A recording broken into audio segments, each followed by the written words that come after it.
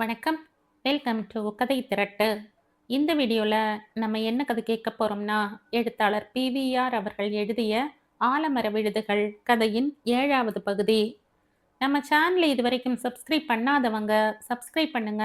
பக்கத்தில் இருக்கிற பெல் ஐக்கானை கிளிக் பண்ணி ஆல்ங்கிற ஆப்ஷனை ப்ரெஸ் பண்ணுங்க. ஸோ தட் நான் போடுற கதைகளை உடனுக்குடனே நீங்கள் கேட்கலாம். வாங்க கதைக்குள்ளே போகலாம். இதுதான் என் கதை என்றாள் சாரு. ஆணி அடித்தாற் போன்ற நிலையில் இருந்த மது அசையவில்லை. அவனுடைய எலுமிச்சம்பழ நிறம் திடீரென்று சிவந்து ரத்தம் பீரிடும் போல தோன்றியது. நீங்க என்ன நினைக்கிறீங்க என்று சாரு கேட்டாள். என்னவெல்லாமோ. அப்படியென்றால் ஒரு பெண் எப்படி வேண்டுமானாலும் இருக்கலாம். ஆனால் ஒரு தாய் தாயாகத்தான் இருக்க முடியும். உன் அம்மா ஒரு விசித்திரம். இல்லை இல்லை, விசித்திரம் இல்லை, விபரீதம். சாரு மௌனம் சாதித்தாள். மது தன் அடர்ந்த இரு புருவங்களையும் சுருக்கி இணைத்து பேசும்போது ஒரு புது உலகத்தில் ஒரு புது மனிதனை பார்ப்பதான பிரம்மை தட்டியது. மூர்த்தி இம்மாதிரியான எண்ணத்தை ஏன் ஏற்படுத்தவில்லை? இருவருமே அமைதிக்கும் சாந்தத்துக்கும் பெயர் போனவர்கள். ஆனால் சாரு ஒரு வேற்றுமையை உணர்ந்தாள். மூர்த்தி உள்ளே குமுறுவான், மது உள்ளேயும் சாந்தமாக இருக்கிறான். என் அம்மா விபரீதமா? ஆமாம், ஆனால் மனைவி சீதாவை எனக்கு பிடிக்கிறது. நினைக்கும் போது பெருமையாகவும் இருக்கிறது. எப்படி? அவளுடைய கணவர், அவர் என் தகப்பனார். இருக்கலாம், அவளுடைய கணவர் ஒரு தவறு செய்திருக்க வேண்டும். அவரை அவர் மனைவி ஒரே அடியாக வெறுக்கும் அளவுக்கு அவர் ஒரு தவறு செய்திருக்க வேண்டும். எப்படிப்பட்ட தவறாக அது இருக்கும் என்று நினைக்கிறீர்கள்? ரொம்ப சுலபம். ஒரு மனைவி ஒரே காரணத்துக்காகத்தான் தன் கணவனை வெறுப்பாள். சூதாடினால், குடித்தால் எரிச்சல் வரும். அலட்சியம் செய்தால் ஏமாற்றம் உண்டாகும். கொஞ்சி விளையாடாவிட்டால் மனம் நோகும். ஆனால் தான் மட்டுமே இருக்க வேண்டிய படுக்கையில் இன்னொருத்தி அவர் அருகே படுத்திருந்தால் வெறுப்பை தவிர வேறு எதுவும் அவள் மனதில் பிறக்காது. அப்படி இருப்பதாக எனக்கு தோன்றவில்லை. என் தகப்பனார் குடிப்பார். நானே என் கண்ணால் என் அம்மாவை தழுவி இழுத்து கொண்டு போயிருப்பதை சின்ன வயசில் பார்த்திருக்கிறேன். பார்த்த காட்சிகளை விட பார்க்காத காட்சிகள் தாம் பல கதைகளை சொல்லும். மிருகத்துக்கு இல்லாத பலவீனம் மனிதனிடம் உண்டு. அதுதான் சபலம். மிருகத்தின் இச்சை இயற்கை. மனிதன் இச்சையை நாடி ஓடுகிறான். உன் அப்பாவுக்கு அம்மாவிடம் ஏதோ ஒரு காரணத்தினால் நாட்டம் இல்லாமல் போயிருக்கும். சில தம்பதிகள் இடையே நெருக்கம் புறக்கண்களுக்கு அப்பட்டமாக தெரியும். ஆனால் அவர்களிடையே புரிகிறது. அப்பட்டமா சொல்றதுக்கு மன்னிக்கணும். நீங்க உங்க மனசுல பட்டதை சொல்கிறீர்கள். அம்மாவுக்கு விஷயம் தெரிந்திருந்தால் என்னிடம் கூடவா சொல்லி இருக்க மாட்டாள்? உன்னிடம்தான் சொல்லி இருக்க மாட்டாள். தன் தாயாரிடம் கூட சொல்லி இருக்கலாம். ஆனால் பெற்ற குழந்தைகளிடம் ஒரு தாய் தன் கேவலத்தை எப்போதும் சொல்லவே மாட்டாள். சரி, ஏன் என் அம்மா என் அப்பாவை விட்டு வெளியேறவில்லை? சுலபமா யூகிக்கலாமே. என்ன? வசதியான வாழ்க்கை, வளர வேண்டிய 2 குழந்தைகள், இவை தவிர சமூகத்தில் இருக்கிற அந்தஸ்து, கௌரவம். கணவன் தனக்கு இழைத்த துரோகத்துக்காக மனைவி வெளியேறினால் நஷ்டம் அவனுக்கு அல்ல, அவளுக்குத்தான். வேறு பேசுவோம். மது இன்னும் அசையவில்லை. நமக்குள் ஒற்றுமை, ஒரே ஒரு ஒற்றுமை இருக்கிறது. என்ன? 2 பேருமே தாய் பாசம் அறியாதவர்கள். நான் ஒத்துக்கொள்ள மாட்டேன். ஏன்? என் அம்மாவுக்கு என் மீது எரிச்சல் இருக்கலாம். பாசம் இல்லை என்று சொல்ல மாட்டேன். இருந்திருந்தால் அவள் கல்யாண் ஸ்டேஷனுக்கு அடுத்த ஸ்டேஷனிலேயே இறங்கி இங்கே வந்திருப்பாள். தாய் பாசம் மற்ற எல்லா தீய உணர்ச்சிகளையும் வெல்லக்கூடியது. சாரு வெடித்தாள். மூர்த்தியால் இவ்வளவு நேர்த்தியாக ஒவ்வொன்றையும் தனித்தனியாக பிரித்து ஆராய்ந்து பேச முடியுமா? திடீரென்று ஆள் அரவம் கேட்டது. திரும்பி பார்த்தாள் மனோஜ். அவனை கண்டதும் அவள் பேச வாய் எடுத்தாள். ஆனால் மது முந்திக் கொண்டான். எழுந்த அவன், வாருங்கள் மிஸ்டர் மனோஜ், நான் மது, ராதா மதுசூதனன் என்றான். சாரு சொன்னாள், இன்னைக்கு மாலை நீங்க இங்க வர்றீங்கன்னு தெரியும், உட்காருங்கள். அண்ணா, இவர் விளம்பர உலகில் ஒரு உதய சூரியன் என்றாள் சாரு. சில உதய சூரியன்கள் உதயமானதும் வானத்தின் இருளில் ஒடுங்கி போவதுண்டு என்று மது சொன்னான். இருவரும் சிரித்தார்கள். ஆனால் மது சிரிக்கவில்லை. Art director, copywriter, account executive எல்லாம் இவர் வேலை. தாமாக இழுத்து போட்டுக்கொண்டு, உங்க தங்கை இப்ப என்னை விளம்பரப்படுத்துகிறாள். இல்லாத அம்சங்களை இருப்பதாக கூறுவதும் ஒரு வகை விளம்பரம்தான் என்றான் மது. உங்களை பார்த்தாலே கவர்ச்சியாக இருக்கிறது என்ற மனோஜ். இன்று இரவு உங்களுக்கு ஏதாவது வேலை இருக்கிறதா என்று கேட்டான். இல்லை, நான் என் சித்தப்பாவை பார்க்க ஓடணும். மத்தியானம் ஐஸ்லோக் ஆஸ்பத்திரியில் சேர்த்திருக்கிறது. எப்படி தெரியும் என்று கேட்டாள் சாரு. போன் பண்ணினார்கள். பின் ஏன் போய் பார்க்கவில்லை? வேலை 5:30 வரை, அதன் பின் எங்கே வருவதாக சொல்லியிருக்கிறேன். எப்படி போக முடியும்? மனோஜ் திகைப்புடன் மதுவை பார்த்தான். பிறகு, நீங்கள் என்ன மனிதர் என்றான். சாதாரணந்தான். நான் ஐஸ்லோக்கில் உங்களை இறக்கி விடட்டுமா? நன்றி. அவரிடம் வண்டி இருக்கிறது அண்ணா. அப்படியா? சரி, நான் புறப்படட்டுமா? நாம் மறுபடியும் சந்திக்க வேண்டும். நிச்சயமாக மிஸ்டர் மனோஜ். கடவுள் உங்க சித்தப்பாவை காப்பாற்றட்டும். இதய பாதிப்பு அவருக்கு பழக்கப்பட்ட வியாதி. ஆனா எப்ப போறாருன்னு தான் தெரியல. அவர் போனப்புறம்தான் எனக்கு பிரச்சனை ஆரம்பிக்கும். அப்படி என்றால் அவருக்கு இருக்கிற ஹோட்டல்கள் எல்லாம் எனக்கு சொந்தமாகிவிடும். நான் அவற்றை கவனிப்பேனா, இல்லை என் மனசுக்கு பிடிச்ச விளம்பர வேலையை பார்ப்பேனா? இதுதான் பிரச்சனை. இது பற்றி அப்புறம் பேசலாம். நீங்கள் புறப்படுங்கள். மிஸ் சாரு, உங்க அண்ணா என்னை எப்படி விரட்டி அடிக்கிறார் பார். மது சிரித்தான். சிரிப்பில் சோக ரேகை மின்னியது. ஆனால் சோகம் சித்தப்பாவுக்காக அல்ல. இயல்பான, இயற்கையான, நெஞ்சில் உறைந்திருக்கும் சோகம். அவன் வெளியேறிய பின் சாரு கேட்டாள். அண்ணா, நீ மதுவை பற்றி என்ன நினைக்கிறாய்? நினைக்க முடியவில்லை. அவன் என்னை சிந்திக்க வைக்கிறான். பெரிய வேதாந்தியா அல்லது கலப்படமில்லாத யதார்த்தவாதியா புரியவில்லை. ஆனால் ஒன்று, அவன் எந்த துறையில் பிரவேசித்தாலும் மிகப்பெரிய மனிதனாக வருவான். அவனுடைய கண்களை பார்த்தாயா சாரு? கண்களைத்தான் பார்த்து கொண்டே இருக்கிறேன். நான் விரும்புகிறேன். ஆனால் காதலிக்காதே. பின்னால் வருத்தப்படுவாய். அவனால் உனக்கு இன்பம் கிடைக்காது, துன்பம்தான் மிஞ்சும். மனோஜ் உள்ளே போய்விட்டான். சாரு நீண்ட நேரம் உட்கார்ந்து கொண்டே இருந்தாள். மூர்த்தியும் மதுவும் தொந்த யுத்தம் செய்தார்கள். அவள் பார்த்தாள். ரசிக்க முடியவில்லை. யாருக்கு வெற்றி, யாருக்கு தோல்வி? அவள் கண்களை மூடிக்கொண்டாள். சதானந்தம் குழம்பி போனார். உயர் நீதிமன்றத்தில் நீதிபதி பதவியை வகித்த காலத்தில் ஒரு நாளும் வாதி பிரதிவாதிகளின் நியாய அநியாயங்களில் அவர் மனம் குழம்பியதில்லை. பிறருடைய பிரச்சனைகளும் வாதங்களும் எதிர்வாதங்களும் அவருடைய மூளையை குழப்பி பாதிக்கவில்லை. ஆனால் வீட்டு பிரச்சனை மண்டையை புண்ணாக்குகிறது. மனைவி சுசீலா திடீரென்று ஒரு வரனை பிடித்து கொண்டு வந்து எதிரே நிற்கிறாள். ஒரு மாஜி கவர்னரின் மகன் பிள்ளையை அவள் நேரிலேயே பார்த்திருக்கிறாள். பெண் ஜானாவுக்கு ஏற்ற பிள்ளை. உலக பிரசித்தி பெற்ற ஒரு சர்வதேச வங்கியில் சிறந்த பதவி வகிப்பவன். அண்மையில்தான் சிட்னியில் 3 ஆண்டு காலம் இருந்துவிட்டு தாய் நாட்டுக்கு மாற்றல் வாங்கி கொண்டு வந்திருக்கிறான். இன்னும் 1 மாதத்தில் கல்கத்தா கிழக்கே மேனேஜராக போகிறான். 6 ரூம் பிளாட், 2 அறைகளில் குளிர் பெட்டி, வீட்டுக்கு 2 சிப்பந்திகள், ஒரு கார், அதற்கு ஒரு டிரைவர், உட்கார சோஃபாக்கள், படுக்க கட்டில்கள். பிள்ளையின் தாயார் அவனுக்கு வங்கி அளிக்கும் மரியாதைகளை பட்டியல் போட்டு படித்து விட்டாள். பிள்ளை உயரமாக, சிகப்பாக, குறுந்தாடியுடன் அடர்த்தியான தலையில் காட்சி அளிக்கிறான். வரதட்சணை 1 பைசா கூட கிடையாது.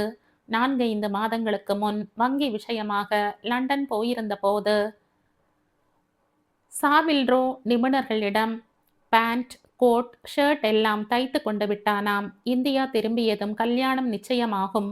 முன் ஜாக்கிரதையாகவே ஜானவாச ரிசப்ஷன் சூட்டுகளை தைத்து கொண்டு விட வேண்டும் என்று நினைத்தானாம். ட்ரெஸ் செலவு இல்லை. கல்கத்தாவில் வங்கியே சமையலறையை தேவைக்கு அதிகமான பாத்திரங்களால் நிரப்பி வைத்திருக்கிறது. பாத்திரங்கள் அமோகமாக வாங்க வேண்டாம். பெண்ணுக்கு சீர்வரிசைகள் எதுவும் செய்ய வேண்டாம். பிள்ளையின் தாயாரும் தங்கைகளும் வைரத்தோடு வைர நெக்லஸ், வைர வளையல்கள் போட்டு கொண்டிருக்கிறார்கள். வரப்போகிற மருமகளும் அதே போல அணிந்து கொண்டால் பார்க்கிற 4 பேர் தரம் பிரித்து பேச மாட்டார்கள். கல்யாணத்தை எளிய முறையில் வைத்து கொள்ள வேண்டும். மாஜி கவர்னர் ஒரு காந்தியவாதி. இன்னும் மகாத்மா காந்தியை அனாவசியமாக நினைப்பூட்டி கொண்டிருக்கிறார். காந்தி கதர்தான் கட்ட வேண்டும் என்று சொன்னாரே தவிர பெண்கள் வைரத்தில் மின்னக்கூடாது என்று உபதேசிக்க இல்லை. மாப்பிள்ளைகள் லண்டனில் சூட்டுகள் தைத்து கொள்ளக்கூடாது என்று கூறவில்லை. சுசீலா ஒற்றை காலால் பிடிவாதம் செய்தாள். சரத் என்ற அந்த பிள்ளையின் கால் தூசுக்கு மூர்த்தி வரமாட்டான் என்று முழங்கினாள். எல்லாவற்றையும் கவனமாக கேட்ட பின் மாஜி ஜட்ஜ் மாஜி கவர்னரை ஒரு நிமிடம் நினைத்து பார்த்தார். காரி துப்பலாம் போல இருந்தது. ஒரு தடவை கூட தேர்தலில் நின்று எம்எல்ஏ எம்பியாக அவர் வரவில்லை. கவுன்சிலிங் அங்கத்தினர்தான். பிறகு ராஜ்யசபாவில் 5 ஆண்டுகள். எப்போதும் பேசிக்கொண்டே இருக்க வேண்டும். நாள் தவறாமல் பெயர் தினசரிகளில் அடிபட்டு கொண்டே இருக்க வேண்டும் என்று உப்பு சப்பில்லாத பிரச்சனைகளை பற்றி மணிக்கணக்காக பேசுவார். அவர் ராஜ்யசபா அங்கத்தினராக இருந்தபோது சில ஊழல்களில் அவரை கொக்கி போட்டு இழுத்திருக்கிறார்கள். ஒரு தடவை கூட தைரியமாக விசாரணை கமிஷன் அமையுங்கள் என்று அவர் மார்த்தட்டியதில்லை. எவ்வளவுக்கு எவ்வளவு தூய வெள்ளை கதரில் துல்லியமாக பிரகாசித்தாரோ அவ்வளவுக்கும் உள்ளே அழுக்கு. அந்த அழுக்கு பெற்ற பிள்ளையை பற்றி சுசீலா வர்ணிக்கிறாள். அழுக்கின் மனைவி பெண்களின் காதுகளிலும் கழுத்துகளிலும் எப்படி வைரங்கள் மின்னலாயின என்று ஒரு தடவை கூட சுசீலா ஆராயவில்லை. மூர்த்தி சரத்தின் கால் தூசு பெறாதவனாக இருக்கலாம். ஆனால் மாஜி கவர்னர் அனந்தராமனுடைய நுனி மூக்கின் அரும்பும் வியர்வைக்கு சமானமானவரா? என்ன சொல்றேள் என்று சுசீலா கேட்டாள். கல்யாணங்கள் சொர்க்கத்தில் நிச்சயமாகின்றன சுசீலா. சொர்க்கமே ஜானாவுக்கு புக்ககமா வர்றது அப்படின்னு நீ நினைக்கிற. நீங்க நினைக்கல. இஷ்டம் இல்லையா? ஜானா சரின்னா நான் பேச ஏதும் இல்லை. ஜானாவுக்கு புத்தி இல்லை. ஒத்துக்கிறேன். அவளை நம் வழிக்கு இழுக்கிறது தான் நம்ம பொறுப்பு, கடமை. எப்படி? பேசி. நீ பேசியாச்சா? ஆச்சு. ஜெயமா? முதல் கட்டத்தில் தோல்வி. அடடா! பிரிட்டிஷ்காரன் சண்டைகளில் தோற்பான். ஆனால் யுத்தத்தில் அவனுக்குத்தான் ஜெயம். அது மாதிரிதான் இந்த சுசீலா. இப்ப நான் என்ன செய்ய வேண்டும்? முக்கியமா 2 வரிசைப்படுத்தி சொல்லு. 1, மூர்த்தியை பார்த்து விஷயத்தை சொல்லணும். கொஞ்ச நஞ்சம் நம்பிக்கை வச்சிருந்தான்னா அதை இப்பவே விட்டுடுறது நல்லதுன்னு அவனுக்கு உணர்த்தணும். 2, ஜானாவை திசை மாற்ற நீங்க உடனடியாக செயல்பட வேண்டும்.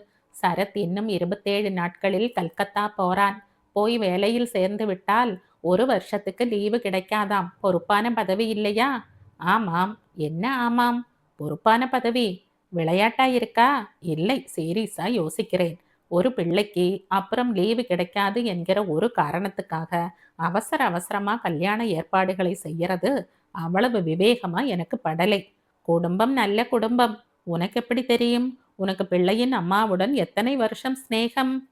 லேடிஸ் கிளப் விஷயமாக மாதங்கி கோபிநாத்துடன் போன சனிக்கிழமை போயிருந்தேன். வராந்தாவில் லுங்கி கட்டிண்டு சிகரெட்டும் கையுமா புஸ்தகம் படிச்சிட்டு இருந்தான் சரத். எங்களை கண்டதும் சிகரெட்டை ஆஸ்ட்ரேயில் போட்டுட்டு எழுந்தான். என்ன மரியாதை! பெரியவர்களிடம் மரியாதை இருக்கு, ஒரு பிளஸ் பாயிண்ட். இன்னும் கேளுங்கோ, அவன் கண்ணா பின்னா புஸ்தகம் படிக்கலையாக்கும். சக்கரவர்த்தி திருமகன் படிச்சுண்டிருந்தான். நம்ம ராஜாஜி எழுதியது. ராமாயண கதையை படிக்கிற வாயில் சிகரெட்டா? ஏன் 2ஐயும் சம்பந்தப்படுத்துறேள்? கதை மனசுக்கு இதமளிக்க, சிகரெட் நரம்புகளுக்கு இதமளிக்கவோ? இதுக்கு பதில் அப்புறம் சொல்றேன். சரத் எங்கள் இருவரையும் மாடி வரைக்கும் அழைத்து போனான். அங்கேதான் லோகேஸ்வரி இருந்தாள். அவள் யாரு லோகேஸ்வரி? ஜெகன்மாதாவா? அவள்தான் சரத்தின் அம்மா. பாவம், எழுந்திருக்க முடியாமல் படுத்து கொண்டிருந்தாள். இந்த சுளுக்கு எங்கே வேணும்னாலும் வரலாம். முதுகு தண்டில மட்டும் வரப்படாது. முதுகு தண்டில சுளுக்கு வராது, அது எலும்பு. சரி, அதை சுற்றி மேல சொல்லு. சரத் கீழே இறங்கி போனான். இன்னொரு சிகரெட் பற்ற வைக்க. சிகரெட் இப்ப சிகரெட்டா முக்கியம்? இல்லை, ராமாயணம். இந்த ஏடா கூடாதானே வேண்டாம் என்கிறது. லோகேஸ்வரி ரொம்ப நேரம் பேசின்னு இருந்தாள். புருஷ மாதிரி. அவ வீட்டை எங்கள் வீடு மாதிரி நினைச்சுக்க சொன்னாள். நினைச்சுண்டியா? ஃப்ரிட்ஜில் இருந்து நாங்களே மேங்கோ ஜூஸையும் ஐஸ் வாட்டரையும் எடுத்து ஷர்பத் கலந்துண்டோம். லோகேஸ்வரியையும் சாப்பிட்டு விட்டு தமிழர்களை அலம்பி வைக்க சொன்னாளாக்கும். என்ன இன்னைக்கு இவ்வளவு குதர்க்கம்? நான் அலம்பி வைக்கலை, அதை மாதங்கி கவனித்து கொண்டாள். அப்படியா? பேச்சோடு பேச்சா மாதங்கி நம்ம ஜானாவை பத்தி லோகேஸ்வரி கிட்ட சொன்னாள். அவ்வளவுதான். மகிழ்ச்சியில் முதுகு சுளுக்கையும் மறந்து படுக்கையில் நிமிர்ந்து உட்கார்ந்து அப்புறம் மீண்டும் சாய்ந்தாள். சதானந்தம் மௌனமானார். என்ன யோசிக்கிறேள்? ஜானா எங்க? அவளுடைய அறையில். வர சொல். சரி, இப்ப நீ என்னுடன் பேசுறப்போ அவள் இருக்கவில்லை. ஆமாம், அதுக்கென்ன? இப்ப நான் அவள் கூட பேசுறப்போ நீ இருக்கப்படாது. நான் இருந்தாதான் உங்களுக்கு உதவியா இருக்கும். உங்க கருத்தை நான் இன்னும் அழுத்தமா அடிச்சு சொல்லலாம். இது பற்றை இல்லை, ஜானாவும் இரும்பு கம்பி இல்லை. நீ போய் அவளை அனுப்பு. 5 நிமிடங்களுக்கு பிறகு ஜானா வந்தாள். என்னப்பா, ரொம்ப அவசரமா வர சொன்னீர்களாமே அப்படின்னு உன் அம்மா சொன்னா. அதுக்கு நான் பொறுப்பு இல்லை ஜானா. அவசரம் ஏதும் இல்லை. சரி, என்ன விஷயம்? அம்மா ஏற்கனவே பேசியிருக்காளே. ஓ அதுவா? ஆமா, நீ என்ன நினைக்கிற? நினைக்கிறதா? நான் நேத்திக்கே மறந்தாச்சே. என்ன சொல்ற ஜானா? அம்மா கொண்டு வந்த வரன்களுக்கெல்லாம் தலையை நீட்டுறதுன்னா, குனிஞ்சு குனிஞ்சு என் கழுத்து தேஞ்சு தேஞ்சு ஒரு 3/4 இன்ச்சு குழாய் ஆயிடும். சரத் சாதாரண வரன் இல்லை ஜானா. அபூர்வ பிறவிகள் எனக்கு தேவையில்லை அப்பா. இதுக்காகத்தானே கூப்பிட்டீர்கள். நான் வரேன். என்னம்மா இது? என் கல்யாணம், என் சொந்த விஷயம். நீங்க 2 பேருமா அதை பிரச்சனையா பண்ணி விடாதீர்கள் அப்பா. நான் பண்ண மாட்டேன் ஜானா. சரி, கிடக்கட்டும். நீ உன் மனசுல என்ன நினைச்சுண்டிருக்க? அது என்னன்னு உங்களுக்கும் தெரியும், அம்மாவுக்கும் தெரியும். இருந்தும் பேசாம இருக்கிறீர்கள். மூர்த்தி தானே? ஆமாம். அனந்தராமன் வீட்டில் இப்பத்தான் இல்லை, 40 நாள் ஆயிட்டது. முந்தா நாள் கூட நான் அட்வொகேட்டுடன் பேசிட்டு இருந்தேன். கலகலப்பா இருக்கார். அனந்தராமன் எப்ப கலகலப்பா இல்லை. நான் அவர்கிட்ட பேசலாமா? பேசி ஒரு முடிவுக்கு வந்தால் என் எதிர்காலம் என்ன என்பது நிர்ணயமாகும். ஒருவேளை கடவுள் தயவில் அந்த வேளை வர வேண்டாம். அனந்தராமனுக்கு இஷ்டமில்லை என்றால்? மூர்த்திக்கு இஷ்டம் இருந்தால் அவர் தூக்கி எறிய மாட்டார். என்னை பெண் மாதிரி நடத்துகிறார். அவருடைய பெண் சீதாவுக்கு ஒரு பெண் இருக்காளே. சாரு பம்பாயில் இருந்து வரமாட்டேன்னு அங்கேயே இருக்காள். சீதாவுக்கு மூர்த்தியை பிடிக்காது. இப்போ ஒருத்தருக்கு ஒருத்தர் அதிகம் பேசிக் கொள்வது கூட இல்லை. சொல்ல போனால் சீதா யார்கிட்டையும் பேசாம மாடியிலேயே முடங்கி கிடக்கிறாள். ஜானா, என்னப்பா? உன் ஆசையை நிறைவேற்றி வைக்க என் மனசு ரொம்பவும் பாடுபடுறது. ஆனா பயமா இருக்கு, எங்க என்னால முடியாம போயிடுமோன்னு. குளத்துல இறங்காம நீச்சல் கத்துக்க நீங்க முயற்சி பண்றீங்களப்பா. சரி, இன்னைக்கு சாயங்காலமே அனந்தராமனை சந்திக்கிறேன். நீ இஷ்ட தெய்வங்களை வேண்டிக்கொள். ஒரு சின்ன வேண்டுகோள். என்ன? இப்போதைக்கு அம்மாவுக்கு தெரிய வேண்டாம். இன்னைக்கு காத்தால 1 மணி நேரம் அந்த லோகேஸ்வரியுடன் போனில் பேசி கொண்டிருந்தாள். அம்மா போற வேகத்தை பார்த்தால் எனக்கு சிரிக்கிறதா அழறதான்னு புரியல. சரி அப்பா, இன்னொரு முக்கியமான விஷயத்தையும் சொல்லிடட்டுமா? ஏன் விட்டு வைக்கிற? சொல்லு. ஒன்று, நான் மிஸ்ஸஸ் மூர்த்தி அல்லது என்னைக்கும் மிஸ் ஜானகி, பிஏபிஎல் அட்வொகேட். ஜானாவின் குரலில் பிரதிபலித்த உறுதி சதானந்தத்தை பிரமிக்க வைத்தது. ரங்காவுக்கு மேல் வேலையில் மனம் ஈடுபடவில்லை. உடலை போல் உள்ளமும் வியர்க்கும் என்றால் அவனுடைய உள்ளத்தின் வியர்வையில் காரியாலயமே மூழ்கி போயிருக்கும். மனம் குழம்பியது, கேவியது, சஞ்சலப்பட்டது. அவன் கடிகாரத்தை பார்த்தான். கண்கள் குருடாகிவிட்டன. முட்கள் தெரியவில்லை. தன்னை ஒரு தடவை கிள்ளி கொண்டான். உணர்ச்சி இல்லை. யாரோ அருகே நின்று அவனை அழைப்பதான பிரம்மை மனதில் பிறந்தது. பார்த்தான். திடீரென்ற காரியாலயத்தின் பிரக்ஞை உண்டாயிற்று. Sir sir. ஹா, யாரு? என்ன சார், உங்களுக்கு உடம்புக்கு ஒண்ணும் இல்லையே? வார்த்தைகள் ஒலித்தன. மெல்ல மெல்ல அர்த்தம் புரிந்தது. என்ன கேட்ட? அவனுடைய ஸ்டெனோ எதிரே நின்று கொண்டிருந்தாள். உங்க உடம்புக்கு? என்ன உடம்பா? சார், நீங்க வீட்டுக்கு போங்க, ஒரு மாதிரியா இருக்கீங்க. திடீரென்று ரங்கா நிமிர்ந்து உட்கார்ந்தான். சுகன்யா. என்ன சார்? ஒரு பெண்ணின் கல்யாணம் பெரிய பிரச்சனை இல்ல? உங்க பெண் மாலாவுக்கு கல்யாணமா சார்? நான் கேட்டதற்கு பதில் சொல்லு. பிரச்சனைனா எப்படிப்பட்ட பிரச்சனை? உனக்கு கல்யாணம் ஆகவில்லை, ஏன்? வேலை வரல சார். சுகன்யாவுக்கு சிரிப்பதா அழுவதா என்று புரியவில்லை. மிஸ்டர் ரங்கா எப்போதும் போல இல்லை. விசித்திரமாக கேள்விகள் கேட்கிறார். அவர் மனதில் ஏதோ சஞ்சலம். என்ன? தெரிந்து கொள்ள ஆசை வந்தது. என் வீட்டில் 1000 பிரச்சனை, முக்கியமா பண பிரச்சனை. அதுவேதான் எனக்கும். என்ன சார், உங்களுக்கு பண பிரச்சனையா? சொந்த வீடு, பணக்கார அப்பா, பணக்கார மாமனார், எல்லாம் பிரயோஜனம் இல்லை. சரி, நீ போ. 4:30 மணிக்கு ஏதோ டிக்டேட் பண்ண போறேன்னு சொன்னீர்களே, நாளைக்குத்தான். சுகன்யா போய்விட்டாள். இவளுக்கு 28 வயதாகிறது. இன்னும் கல்யாணமாகவில்லை. ஆனால் மாலுவுக்கு உடனடியாக பண்ண வேண்டும். இவ்வளவுக்கும் 7 வயது சிறியவள். ரங்கா எழுந்தான். இப்போது மாலு திருவான்மையூர் வீட்டில் இருப்பாள். அவன் நாளைக்கு அப்பாவை பார்க்க வேண்டும். எதற்கு? பணத்துக்கு. ஏன் இன்றைக்கே அப்பாவை சந்திக்க கூடாது? இன்றைக்கே பார்த்துவிட்டால் 2இல் 1 தெரிந்துவிடும். சொர்ணம் இரவு தொணதொணக்க மாட்டாள். அப்பாவின் முடிவை, அது எதுவானாலும் சரி, தெரியப்படுத்திவிட்டால் அவள் வாய் ஓரளவு அடங்கும். ரங்கா உடனே புறப்பட்டான். தன்னை அப்பா அழைக்கிறார் என்ற தகவல் கிடைத்ததும் சீதா இருக்கையை விட்டு எழுந்தாள். அப்பா எதற்கு அழைக்கிறார்? ஒருவேளை பணத்தை எந்த கம்பெனியில் முதலீடு செய்தால் அனுகூலமாக இருக்கும் என்று யோசனை சொல்ல போகிறாரா? அனந்தராமன் ஹாலில் சோஃபாவில் உட்கார்ந்திருந்தார். டீப்பாயில் அவர் குடித்துவிட்டு வைத்திருந்த டம்ளரில் காஃபி கரை உறைந்திருந்தது. என்னப்பா? அனந்தராமன் ஒரு தடவை அவளை முழுதாக பார்த்துவிட்டு கண்களை மூடிக்கொண்டார். பம்பாயிலிருந்து கடிதம் வந்ததா? இல்லை. சாரு எழுதலையா? இல்லை. நீ எழுதனாயா சீதா? இல்லை. ஏன்? அதுகள் எழுதாத போது நான் எதுக்கு எழுதணும்? வீராய்ப்பு அவசியம்தான் சீதா. ஆனா பெத்ததுகளிடமா? நான் தான் ரெண்டையும் பெத்தேன். ஆனா அதுகள் ரெண்டும் ஒத்துக்கலையே. அதுக்கு காரணம் நான் தான்னு சொல்ல வரேளா அப்பா? ஆமாம். இதை சொல்லத்தான் கூப்பிட்டீர்களா? நீ பம்பாயிலிருந்து இங்க வந்து தங்க போறேன்னு சொன்னப்போ உன்னுடன் என் பேரன் பேத்திகளும் வருவார்கள்னு எதிர்பார்த்தேன். அவர்கள் தாங்களாக ஒரு முடிவு எடுத்தால் நான் என்ன செய்ய? நீ இங்கே தனிமரமாய் இருப்பது அவ்வளவு நன்னா இல்லை. என்னை திரும்பி போக சொல்கிறீர்களா? அவர்களை இங்கே வரவழைக்க முடியலேனா, முக்கியமா சாருவை வரவழைக்க முடியலேனா, நீ போய் அவளை பார்த்து கொள்றதுதான் விவேகம். அவள் ஒரு பெண். ஆனா அது மாதிரி அவன் நடந்து கொள்ளலையே. மனோஜாவது முன்கூட்டியே தன் எண்ணத்தை தெரிவித்து என்னை மாதிரி பிடிவாதமாக இருந்தான். ஆனா சாரு கல்யாண்ல யாருக்கும் தெரியாம இறங்கி பம்பாய் போற ரயில்ல ஏறி ஓடினான். உன் மனசை மாத்த அது ஒரு வழின்னு அவன் நினைச்சிருக்கலாம். ஆனா தோத்து போயிட்டாள். எனக்கு வேறு விதமா படுறது. அவ ஜெயிச்சிருக்கா. பம்பாயில பிறந்து வளர்ந்தவளுக்கு பாம்பே தான் அடைக்கலம்னு நினைச்சிருக்கா. இப்ப என்ன சொல்றேள்? சில உண்மைகள் கசப்பா இருக்கும், மருந்து கசக்கிற மாதிரி. வேடிக்கை இல்லாம நீயும் பாம்பே போயிடு. அப்பா, ஏன் கத்துற சீதா? இங்கே இருந்து போயிடுன்னு சொல்ல உங்களுக்கு உரிமை இருக்கு, போயிடுறேன். ஆனா பாம்பே போயிடுன்னு சொல்ல உரிமையும் அதிகாரமும் இல்லை. சரி, நீ உன் பெண் இருக்கும் இடத்துக்கு போ. உன் குடும்பம் இருக்கிற இடத்துக்கு போ. என் பேத்தி வயது வந்த பெண். நிராதரவா பாம்பேல அவஸ்தைப்படாது, அலையப்படாது.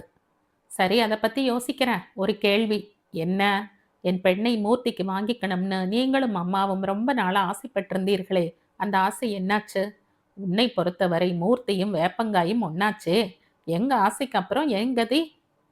இப்ப என்ன நினைக்கிறேள்? இன்னும் ஆசைப்படுறேன் சீதா. ஆனா மூர்த்தி மனசுல சாரு இல்லை. அவன் மனசோடு பேசினேளா? இல்லை. அந்த ஜானா மனசோடு பேசினேன். உன் பெண் என் பிள்ளைக்கு கொடுத்து வைக்கவில்லை.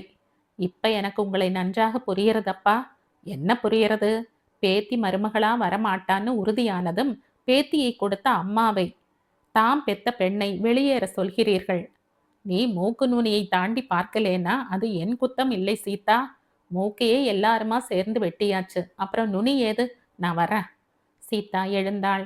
சீதா, அம்மா அழைத்து கொண்டு வந்தாள்.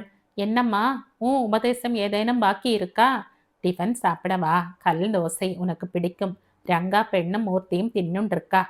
அப்பா கல்லையே தலையில போட்டிருக்கார். தோசை எதுக்கு? ஏண்டி, என்ன நடந்தது? திடீரென்று சீதா அழ ஆரம்பித்தாள். அம்மா, இப்ப நான் யாருக்கும் வேண்டாதவள். வீட்லயும் தின்னுபிட்டு ஹோட்டல்லையும் பல விதமா திங்கிற மாதிரி. தாலி கட்டினவ ஊர்ல இருக்கிற கட்டிலில் எல்லாம் படுத்துண்டான். அந்த உடம்பு கருகி போனப்புறம் நான் பெத்தனே ரெண்டு. அதுகள் என்னை ஒதுக்கிடுத்து. இப்ப அப்பா இங்கிருந்து போயிடு என்கிறார். ஒரு தெரு நாய்க்கு கூட இந்த கதி ஏற்படாது. பேசாம இரு, அழாத சீதா. என்னமோ சொல்றாளே. அவ என்ன சொன்னாலும் என் மனச புண்படுத்தாது கோமதி. சாருவும் மனோஜும் பாம்பேல இருக்கிறப்போ நீயும் அங்க போய் இருப்பதுதான் நல்லதுன்னு சொன்னேன். இதை அவள் வேறு விதமாய் எடுத்துண்டிருக்காள். வேறு விதம்னா? கேட்டாள் கோமதி. இங்கு இருக்கப்படாதுன்னு நான் சொல்றதா? இவ கூட இவ பெண்ணும் பிள்ளையும் வருவான்னு தானே முன்கூட்டியை மாடியை முழுசும் ஒழிச்சு கொடுத்தேன்.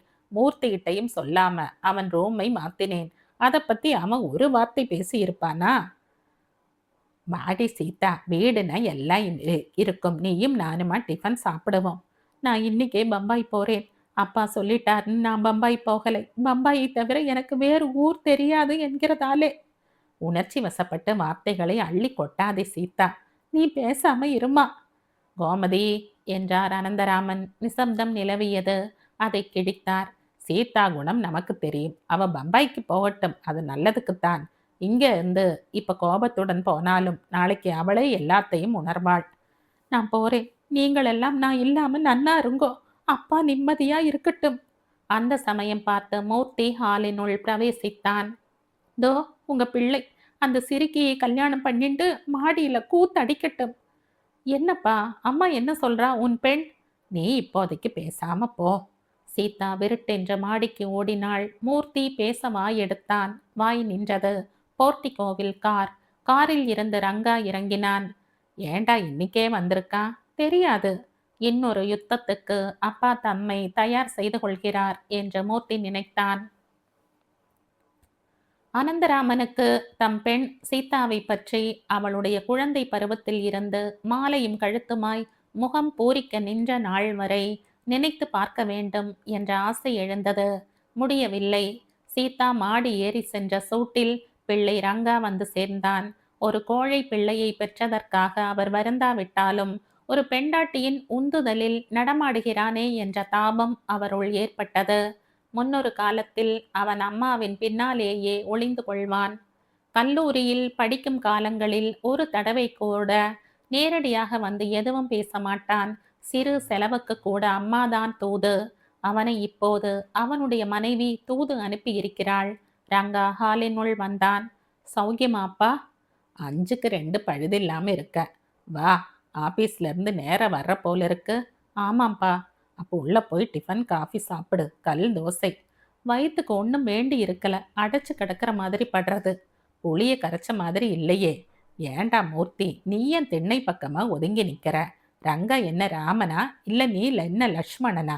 நீயும் வந்து உட்காரு. அந்த பயலும் இருந்தா இப்போ ஓர் உயிலே எழுதினாலும் எழுதிடுவேன் என்றார் அனந்தராமன். ராமவுக்கு ஃபோன் பண்ணி வர சொல்லட்டுமா என்று கேட்டான் மூர்த்தி. அதை செய் போ. ரங்கா இன்னும் உட்காரவில்லை. ரங்கா, அப்பா, மாலு கல்யாணத்துக்கு பாக்கு வெத்தலை மாத்திண்டாச்சா? என்னப்பா இப்படி ஒரு கேள்வி கேட்கிறேள்? நீங்க தானே அப்பா முன் வந்து குடும்பத்துக்கு பெரியவரா? யாரடா உன் குடும்பத்துக்கு பெரியவன்? ஒண்ணு நீ, இல்ல உன் பொண்டாட்டி. உனக்கு கல்யாணம் பண்ணி உன்னை அவ கையில ஒப்படைச்சப்புறம் நான் எப்படி குடும்பத்தின் பெரிய மனுஷன் ஆவேன்? ரங்கா திண்டாடினான். என்ன சொல்லி சமாளிப்பது என்று யோசித்துக் கொண்டிருக்கையில் மூர்த்தி அப்பா அருகே வந்தான். ராமு வந்துருக்கான். புறப்பட்டு 1/2 மணி நேரம் ஆயிடுச்சு என்றான் அவன். அவனாகவே புறப்பட்டு வரான் போல இருக்கு. ஆமாம், அவனுக்கு கல்யாண வயசுல பெண் இல்லையே, பின் எதுக்கு வரான் என்றார் அனந்தராமன். ரங்காவுக்கு கனமான தோல் குத்தலில் அவன் துவளவில்லை. என்னடா ரங்கா, அப்ப நிச்சயதார்த்தம் ஆகலை இல்லையா? மூர்த்தி ரங்காவை பார்த்தான். தன் அண்ணன் கோழை என்று அவனுக்கு சிறு வயது முதற்கொண்டே தெரியும். இப்போது அவனுக்கு பக்க பலமாக பேச மூர்த்திக்கு பிடிக்கவில்லை. அப்பா நன்றாக வாங்குகிறார், வாங்கட்டும். ரங்காவுக்கு கண்கள் கனத்தன. முகம் சிவந்தது. ஏண்டா ரங்கா, இப்ப நீ எதுக்கு வந்திருக்கேன்னு எனக்கு தெரியும். பணத்துக்கு உன் பொண்ணின் கல்யாணத்தை வெகு விமர்சையா நடத்துறதுக்கு ஒரு சோனகிரியை தேடி வந்திருக்க. அப்பா, இருடா, நான் பேசி முடிச்சுடுறேன். உன் பொன் மேலே, ஏன் உன் மேலே கூட எனக்கு அன்பு பாசம் வாஞ்ச எல்லாம் உண்டு. அப்படி இருக்குன்னு உனக்கும் தெரியும். ஆனா இதையெல்லாம் நீ மூலதனமா வச்சுண்டு எங்கிட்ட பண வியாபாரம் பண்ண வரப்பாரு. அதுதான் என் மனசுக்கு பிடிக்கல. எப்ப நீ உன் பொண்டாட்டி குடும்பம்னு தனியா போயிட்டியோ அப்பவே நீ ஒரு சம்பிரதாயத்துக்குத்தான் எனக்கு பிள்ளையா இருக்க. தோ உன் தம்பியும் வந்துட்டான். ராமு, இந்த வார்த்தைகள் உனக்கும் பொருந்தும். என்னப்பா சொல்லிட்டு இருந்தேள்? ஒரு மரம் வளர்ந்து கிளைகள் வளர்ந்தன. நாளாவட்டத்தில் கிளைகளே சின்ன சின்ன மரங்கள் மாதிரி ஆயிடுறது. உடனே ஒவ்வொரு கிளையும் தானே தனியா நின்னுண்டு சமாளிச்சுக்கலாம்னு பிரிஞ்சு போயிடுறது. ராமு புத்திசாலி, புரிந்து கொண்டான். இப்ப என்ன செய்யணும்னு சொல்றேளப்பா என்றான் அவன். முதல்ல உள்ள போய் டிஃபன் காஃபி சாப்பிடு. கல் தோசை உன் அண்ணாவுக்கு வேண்டி இருக்கலையாம். எனக்கு உண்மையிலேயே நல்ல பசி. தின்னா உண்மையாகவே நான் போறேன். ஆனா கொஞ்சம் பொறுத்து. நீ என்ன விஷயமா உன்னை பெத்தவாளை பார்க்க வந்திருக்க? இந்த வீட்ல பெருந்துக்கங்கள் வரப்போதுதானே எல்லாரும் வருவீர்கள் என்றார் அனந்தராமன். அகிலா, நாத் இருவருடைய மரணங்களுக்கு பிறகு 2 பிள்ளைகளும் 10-15 நாட்களுக்கு தினந்தோறும் தலையை காட்டிவிட்டு போயிருக்கிறார்களே. நான் வந்த காரியத்தை சுருக்கமா சொல்லிடுறேன். சொல்லு. என்னை கைது செய்ய போறா. ஆன்டிசிபேட் பெயிலுக்கு இன்னைக்கு அப்ளை பண்ணியிருக்க. ஒரு நிமிடம் அனந்தராமன் ஆடி போனார். அவருடைய ஒரு பிள்ளை கைதாக போகிறானா? ஏன்? என்ன நடந்தது? சிறு வயதில் ராமு சின்ன சின்ன பொய் புரட்டுகளில் ஈடுபடுவான். அம்மாவின் சில்லறை பெட்டியில் இருந்து சில்லறை எடுப்பான். ஒரு தடவை கிரிக்கெட் டெஸ்ட் மேட்சுக்கு அவர் பணம் மறுத்த போது தலை குனிந்து கொண்டே போனவன் 4 நாட்களுக்கு தென்படவில்லை. குமாஸ்தாவின் மேஜையில் கட்சிக்காரன் ஒருவன் கொடுத்துவிட்டு போன பணத்தில் 100 ரூபாய் குறைந்திருந்தது. குமாஸ்தாவை கண்டபடி திட்டியது அநியாயம் என்பதை அவர் 4 நாட்களுக்கு பிறகுதான் உணர்ந்தார். மனசாந்திக்காக 100 ரூபாய் அன்பளிப்பாக அளித்தார். மொத்தம் 200 ரூபாய் விரயம். ராமு 4 நாட்களுக்கு அப்புறம் திரும்பி வந்தபோது கல்லுளி மங்கனை போல நின்றானே தவிர தன் 4 நாள் மறைவை பற்றி ஒரு வார்த்தை கூட பேசவில்லை. அவரும் கேட்கவில்லை. அவன் செய்த காரியம் தமக்கு தெரியும் என்று. அவனுக்கு தெரிந்தாலே போதும், அவன் தன் தவறை உணர்ந்து விடுவான். பல வாரங்களுக்கு அவர் ராமுவுடன் பேசவில்லை. ராமுவும் கவலைப்படவில்லை. படிப்பில்தான் சூரன் என்ற பெருமை எல்லா பயல்களையும் தூக்கி வெளியே போட்டிருந்தது. இந்த ராமு அவருடைய பிள்ளை கைதாக போகிறானா? ஏன் ஏன் என்ன நடந்தது? எனக்கே தெரியல. தெரிஞ்ச வரைக்கும் சொல்லு. ஏதோ ஊழல் நடந்திருக்கு. 7-8 கோடி வரை ஊழல் அசெம்பிளியில் துளைத்து எடுத்திருக்கிறார்கள். வாரத்துக்கு ஒரு தடவை வண்ணான் வர மாதிரிதான் இப்ப கமிஷன்கள் வர்றதே. ஒரு வயிற்று வலிக்கார ஜட்ஜை நியமிச்சு ஆராய சொல்லியிருக்கிறார்கள். பாவம் அந்த ஜட்ஜுக்கு 2 மணி நேரத்துக்கு ஒரு தடவை ஏதேனும் கொஞ்சம் குறிச்சாகணும். அவர் அதிலேயே கவனமா இருந்தார். ஏண்டா ராமு, தெரியாமத்தான் கேட்கிறேன். இப்ப யாரு பிரச்சனையில மாட்டின்னு இருக்கா? நீயா இல்லை அந்த ஜட்ஜா? விஷயத்துக்கு வர்றேன்ப்பா. சரி வா.